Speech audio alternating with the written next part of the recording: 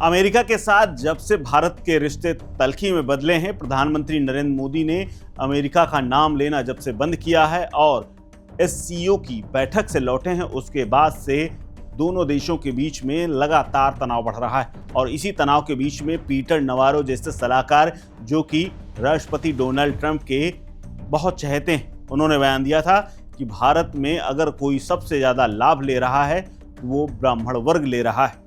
और इसी का जवाब बाद में सरकार की ओर से दिया गया, लेकिन अब तक कोई आधिकारिक बयान नहीं दिया गया था। लेकिन अब विदेश मंत्रालय की ओर से उनके इस बयान पर टिप्पणी की गई है और विदेश मंत्रालय ने सीधे तौर पर इसे खारिज कर दिया है।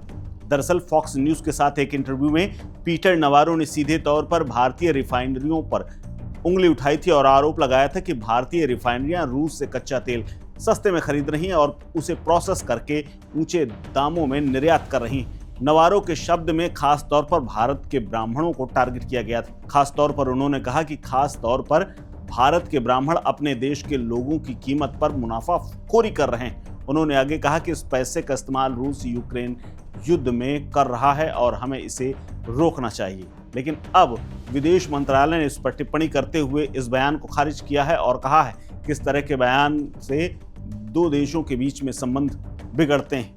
हम ऐसे बयानों से इत्तेफाक नहीं रखते हैं और ना ही हम ऐसे बयानों का समर्थन करते हैं। जिस तरह का बयान दिया गया है वो निंदनीय है, हम इसका खंडन करते हैं। विदेश मंत्रालय के प्रवक्ता रणधीर जायसवाल ने जवाब देते हुए कहा कि नवारो का बयान बेहद छोटा है और इस पर हमारी टिप्पणी ये भी है कि हम ऐसे बयान का खंडन करते हैं। ऐसी कोई व्यवस्था नहीं है।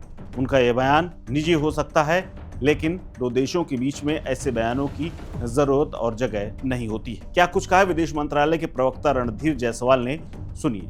We have seen the inaccurate and misleading statements made by Mr. Navarro, and obviously we reject them. We have also, spoken about it earlier also. This relationship between United States and India is very important for us. Both our countries, we share a comprehensive global strategic partnership which is anchored in our shared interests, democratic values and robust people-to-people ties.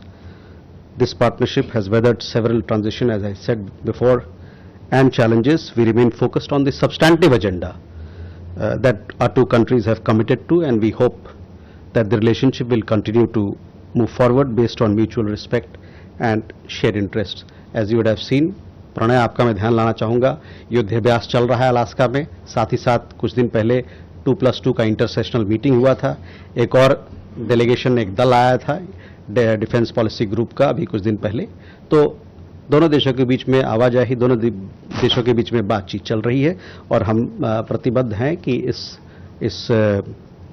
इस साझेदारी को और मजबूत करें। Subscribe to One India and never miss an update. Download the One India app now.